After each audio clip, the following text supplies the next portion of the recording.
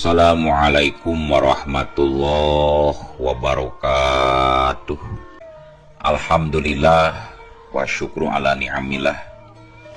Kalayan diwuwuh ku qobul anu maha agung, dibarengan ku pangijabah anu maha kawasa, diiring ku kadedeh kanyah Gusti anu maha suci. Urang ayeuna dugi kadangat ayeuna masih keneh tiasa ditepang dangukeun deui dina acara anu matuh kamemet urang sadayana. Nyatana dina pagelaran dongeng Sunda jejer carita jalma kajajaden. Ayeuna kantun bagian anu ka salapan welasnanya pamiarsa. Atuh sumangga kanu teu acan subscribe geura subscribe heula. Ngarah langkung pogot sareng langkung sumangat deui kasih mamangna dina enggoning madar ieu dongengna. Atuh ngarah teh nyangkolong tingkana waktos sumangga. Ayeuna mah urang lajengkeun deui. Para wargi sadayana, lumakuna waktu teu weleh marengan kahirupan manusia jeung makhluk-makhluk anu liana anu rumingkang di ieu alam pawenangan. Siga waktu harita poe geus ganti deui, muka lambaran carita anyar anu moal kaitung wilangan kamonesanana. Aya nu keur ngaranapan balangsa, aya nu keur ngaranapan lubak libuk ku pakaya, aya nu keur gering, aya nu keur getol nilep duit rahaya, aya nu keur tobat jeung sajabana. Mun seug teh mah ieu kahirupan diibaratkeun dongengna Jang Agus anu loba pisan ngawadulna sarta sok sakapeung nyanyahuanan kana perkara agama. Mangka unggal hitungan poena teh bisa disebutkeun bagian tina unggal episode. Kahirupan Jang Aris oge sarua dina mangsa wanci geus rada deukeut atawa geus moal lila deui manjing ka waktu lohor. Siga ti sasari sok sanajan keur aya masalah jeung Neng Yasmin oge, harita teh Jang Aris geus rukat rekod nananggung jukut enggoni ngalaksanakeun pancen gawe anu dipercayakeun ku Lurah Asep ka dirina. Siga nu ngahaja sarta geus lumayan lila ngadaguan di tepas imah. Mangsa ngurunyung Jang Aris teh Neng Yasmin jeung indung bapana nepi ka curinghak siga nu pohara bungaheunana. Aris sugan teh moal ngalajukut Jang Aris teh nya, cek indungna Neng Yasmin. Mangsa Jang Aris geus nepi ka buruan imahna teu langsung nembalan, gura-giru be Jang Aris mah ngecageun heula sundungna. Rada eungap sigana ari kudu ngomong dina kayaan nanggung jukut keneh mah. Atuh upami teu ngalajukut mah hawatos Bu, domba moal nyaratu panginten. Tembal Jang Aris dina sajeroning nyusutan kesang anu laranung dina tarang. Eta we asrada beurang ayeuna mah geuning ngaritna Jang. Tadi teh aya priuk heula Bu, dipiwarang anterkeun cau anu kisartan. Lurah Asep jeung anu jadi pamajikanana unggut-unggutan ari geus menang jawaban anu samodel kitu mah. Jung Neng Yasmin nangtung cengkat tina tempat diukna, gancang nyamperkeun ka Jang Aris. Hapunten abdi nya A, rumaos abdi lepat kamari teh A. Neng Yasmin kituna teh bari nyekel pigeulangan Jang Aris kalayan paneuteub anu pinuh ku karumasaan. Oh, tos henteu timuru deui ari ayeuna maneh. Neng Yasmin unggek semut tungkul siga nu era mangsa paadu teuteub jeung Jang Aris teh. Sabab pikeun Neng Yasmin mah eta paneuteub Jang Aris teh bersiga anu moyok sarta nyengserikeun kalakuan dirina waktu kamari. Ari Lurah Asep jeung anu jadi pamajikanana timbang silih reret dibarengan ku pating serenge. Nya sae atuh ari geus teu tiburu deui mah bade maraban dombanya aana. Eta tos pating berelek kitu nya, watir timbang ungguk deui we Neng Yasmin. Kituna teh bari gura-giru ngalepaskeun cekelan leungeunna. Sanggeus Jang Aris nanggung deui sundung nama Neng Yasmin oge ngoloyor deui ka tapas imah. Teu kuat ku panasna sigana ari kudu ngajetan wae di buruan imah.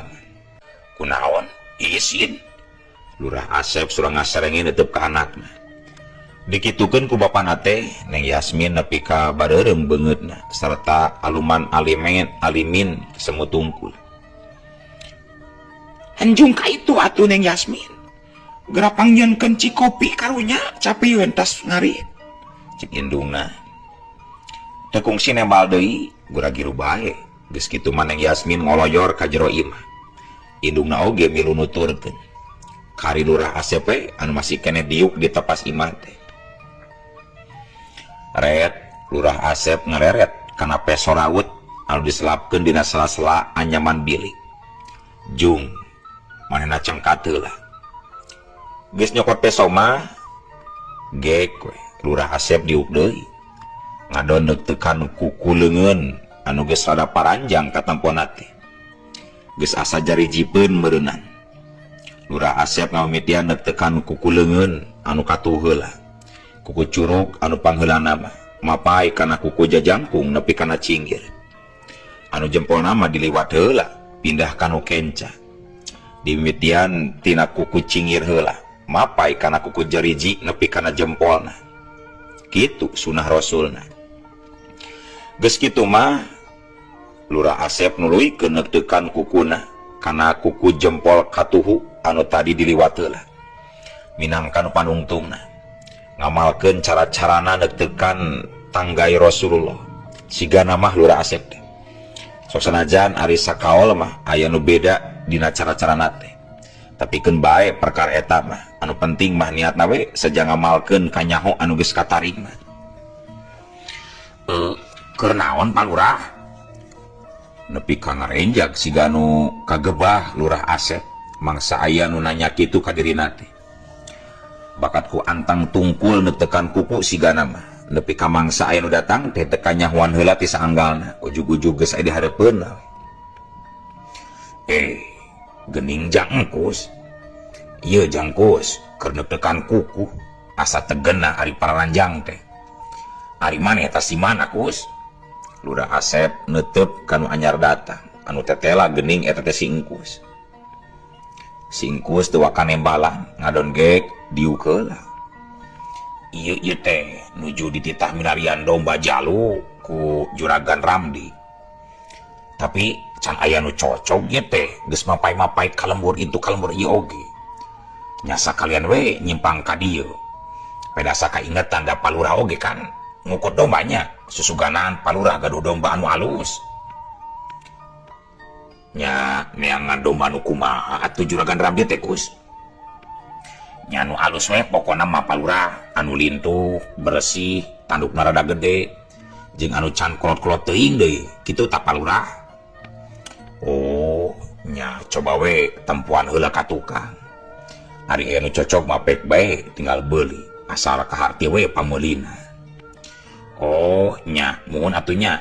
Hayu atuh jeung Palurah nempona ngarasa kalian turas taros hargina Pak. Kelaanan. Ari maneh nyaho kana perkara Neng Tina anu hayangan Kajang Aris henteu? Nya, pajarkeun Neng Tina teh resepkeun Kajang Aris, maneh nyaho henteu? Terang salit. Bener cenah eta teh Palurah. Neng Tina teh bogohan Kajang Aris. Tapi teuing da abdi mah tara loba tatanya. Eta mah urusan budak ngora we Palurah. Oh, nya bae atuh ari kitu mah. Ngan bisi maneh hayang nyaho. Jang Aris mah geus bobogohan jeung anak kuring eta teh Kus. Oh, kutan teh kitu Palurah. Singkus api-api karek nyaho. Lurah Asep tibang unggah. Teu kungsi ngomong deui. Geus kitu mah jung. Lurah Asep nangtung cengkat tina diukna. Peso rawut diselapkeun deui kana bilik. Kojengkang Lurah Asep ngiheulaan ngalengkahkeun sukuna nuru ka pipir imah. Mangsa Lurah Asep geus nonggongan bari api-api nikelkeun tungtung calana. Singkus mah dongko heula nyokotan kurut paneutekan kukuna Lurah Asep. Sanggeusna dibebaskeun kana pesak calanana, gura-giru bae Singkus oge nuturkeun lengkah Lurah Asep ka pipir imah pikeun nempuan domba. Sanepina ka pipir imah Singkus langsung manggut mangsa padu tetep jeung Jang Aris teh. Anu harita keur diuk bari nyuruput cikopi dina bangku awi bari dibarengan ku Neng Yasmin. Tah dititah neangan domba jalu cenah Jangkus teh Jang Aris. Tapi can mangginu cocok sugan aya nu cocok di dieu. Cek Lurah Asep padahal mah Jang Aris oge teu kungsi nanya. Oh, sarae itu mah dombana oge Kang. Sok we tinggal ilikan. Jang Aris nuduhkeun kanang domba ku rindatna. Nya, dek nempuan heula we ieu mah nya Palurah Jang Aris. Temal si Engkus. Kituna teh mata mah malah ngaleret kana buuk Neng Yasmin anu lesot sarta nyangsang dina tak-takna.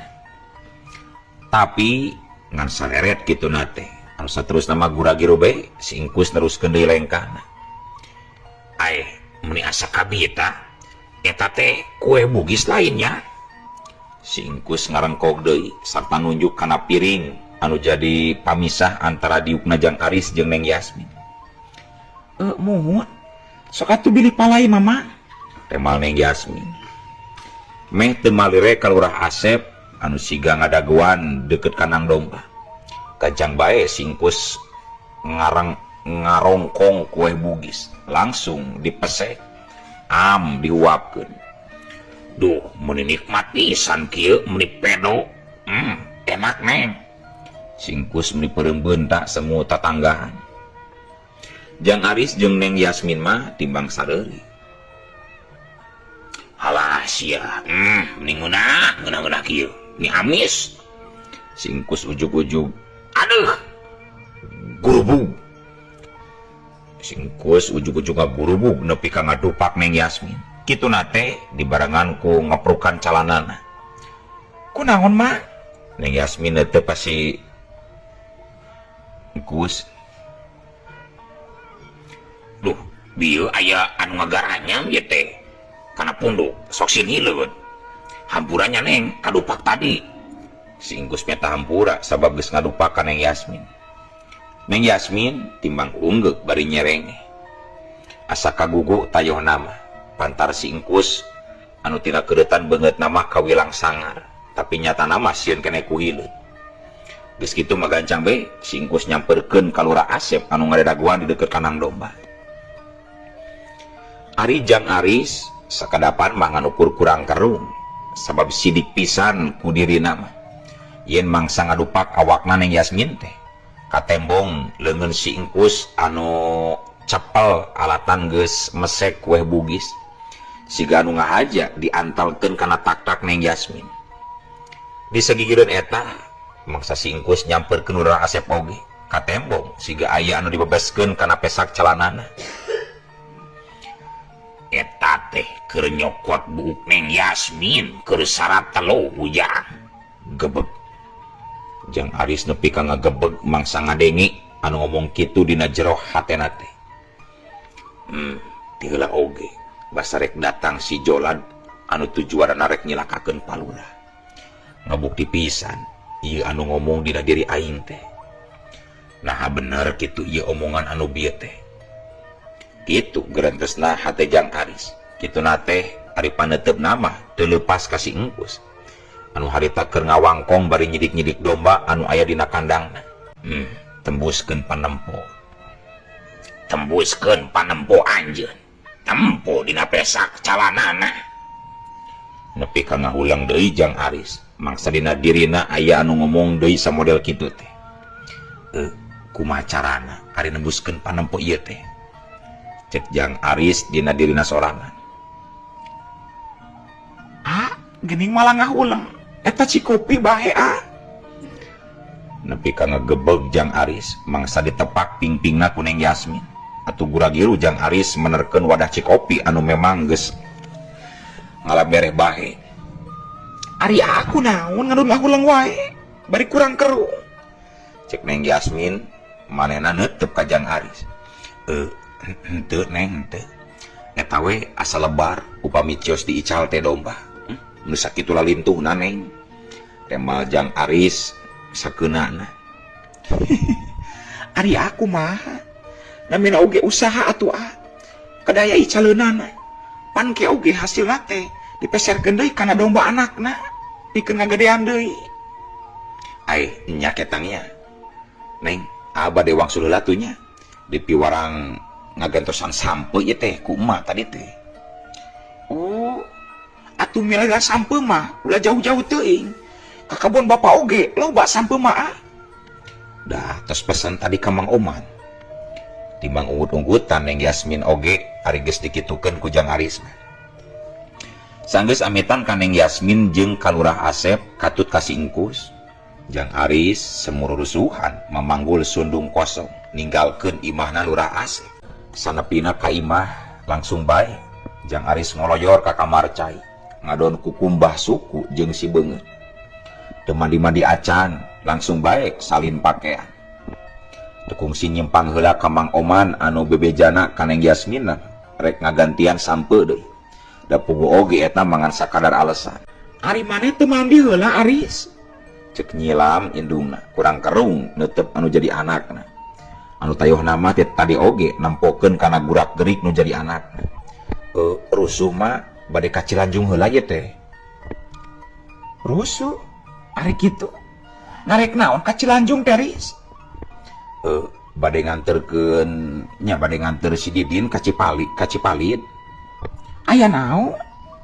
Nya duka atuh mah da peda kamari teh geuning basa papanggih engke cenah pageto anter ka Cipalit. Nya ayeuna waktuna mah har sok teu puguh geuning. Engke we nya wangsul teh ditu ku Aris 200-an nya mah Aris angkat heula nya. Cek Jang Aris kituna teh bari gancang ngarawel sarta nyium leungeun indungna. Kalayan siga anu rurusuhan pisan. Geus kitu mah gura-giru bae Jang Aris ninggalkeun Nyila. Aris, boga duit hanteu. Cek Nyilam ngagorobok siga nu karek inget sanggeusna Jang Aris geus nepi ka buruan imah. Aya keneh mah jorok Jang Aris. Ngan ukur bisa rumahu sarta gogodeg Nyilam mangsa nempo paripolah anakna anu samodel kitu teh. Tapi teu ieu di pikiran teuing. Geus kitu mah gancang bae Nyilam ngoloyor ka rohangan dapur. Anu saterusna mah pak-tik-pak ngurus itu ngurus ieu, nyayagikeun dahareun, pikeun nyayagikeun salakina anu moal kungsi deui balik ti pagaweanana. Nyawe geuning dina waktu anu teu pati lila sanggeus ngongna adan lohor oge. Kang Husna ngurunyung bari memanggul jukut dina karung. Teu langsung asup ka imah. Kang Husna ngoreleng heula ka pipir rek maraban heula domba sigana. Sareng sena maraban domba Kang Husna gura-giru ka cai. Diasongan cai enteh ku Nyilam oge teu ditoel-toel acan. Pajar teh rek surat lohor heula sangkan jongjon. Sakaluarna ti kamar cai Nyilam keur ngakeul sangu harita teh. Nyai, asa teu nempuan si Aris na keur ka mana Nyai? Kang Husna siga nu karek ingat. Keur ka Cilanjung cenah. Da teu mandi-mandi acan tadi teh, rusuh bebejana mah. Ka Cilanjung. Narek naon cenah? Eta bebejana mah rek nganter Jang Didin. Rek ka Cipalit cenah, tapi duka aya kaperogian naonna mah teu apal. Oh, nyakeun bae ari bebeja heula mah. Imah bisi teu bebeja. Mangsa Kang Husna geus ngoloyor ka patengahan, Nyilam ngadeluk deui ngakeul sanguna. Nepi ka pukal sangu teh, da bubuhan beasna anyar nutuan. Nyi, ari pangsi anu hideung, di mana nondeuna ieu? Cek Kang Husna kadenge dijorowokan ti patengahan imah. Nya di lomari atuh Kang. Nyilam sarua ngajorowo.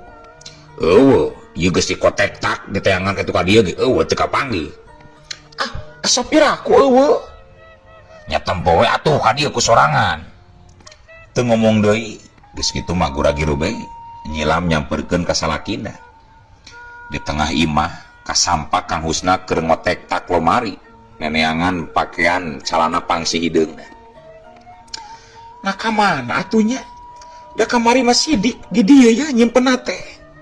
Cek Nyilam rada kurang kerung. Nya basa akang isuk-isuk rek nyokos salin oge aya di dinya pangsi anu hideung teh katempo ku akang oge, tapi ka mana atuh ayeuna ngadon eueuh. Geus atuh Kang aya heula we atuh Ya abdi pamang nuju masak gitu, ngakel can anggeus deui. Kang Husna ukur unggul. Geus kitu mah nyilam oge semu guragiru ngoloyor deui ka ruangan dapur. Cag tunda kayaan di imahna Kang Husna. Ayeuna urang samper deui lalampahan si Engkus. Samulangna nempuan domba anu lurah Asep. Langsung bae si Engkus mulang ka Cilanju. Sarta guragiru muru ka imah Juragan Ramdi dununganana. Kabeneran deui, harita teh Juragan Ramdi keur ngadaweung di tepas imah. Ari Neng Tina jeung indungna mah teuing keur di mana? Kumaha Kus, hasil? Tanya Juragan Ramdi, sanggeusna si Engkus diuk dina kursi anu aya hareupeunana. Teu langsung nembalan, si Engkus malah kudak kodok heula kana pesak calanana. Ku siwal ngaluarkeun pandeuk-deukan kuku jeung salambar buuk anu rada panjang. Sok eta kuku jeung buuk teh diteundeun dina luhureun meja. Asli eta teh kuku jeung buukna? Juragan Ramdi siga nu cangcaya. Nya asli atuh, Juragan, piraku palsu mah. Lain maksud dewek teh. Nah bener eta teh kuku atawa buukna si Asep jeung si Asmin. Nya bener Juragan. Pan anu rek diteluna oge Lurah Asep jeung anakna. Bener teh Juragan. Shh. Tong tarik-tarik teuing atuh nyaritana sia teh bisi aya cak-cak bodas. Juragan Ramdi langsung ngingetan. Singkus gancang nungkup bibirna. Kumaha ieu maneh cara menangkeun ieu kuku jeung buuk? Cek Juragan Ramdi. Kalayan ngomongna anu bari dilaunkeun. Barabat we. Singkus nyaritakeun pangalamanana. Tah kitu Juragan. Bener-bener pinter nyaneh Makus euy. Cek Juragan Ramdi, mangsa Singkus geus rengset caritana. Kituna teh bari dibarengan ku ngadegungkeun sira Singkus sagala. Singkus tibang suraseuri didegungkeun sirahna ku dudunganna teh. Da puguh oge eta mah lain ngadegungkeun ku sabab ambek, tapi eta mah ku banget bungahna dununganana. Sedangkeun tepati jauh ti buruan imahna Juragan Ramdi, sapasang mata keur ngawaskeun ti tukang ngendapuran tangkal cau. Tapi nalika keur kitu ujug-ujug euleuh waktosna kabujeng seep keun atunya. Ieu dongeng teh urang cekapkeun heula we dugi ka dieu. Insyaallah enjing pageto baris dilajengkeun deui. Atuh ku kitu ku kieuna mamang sajamit mungkur amit mundur ti payunan para wargi sadayana. Hayu ah. Assalamualaikum warahmatullahi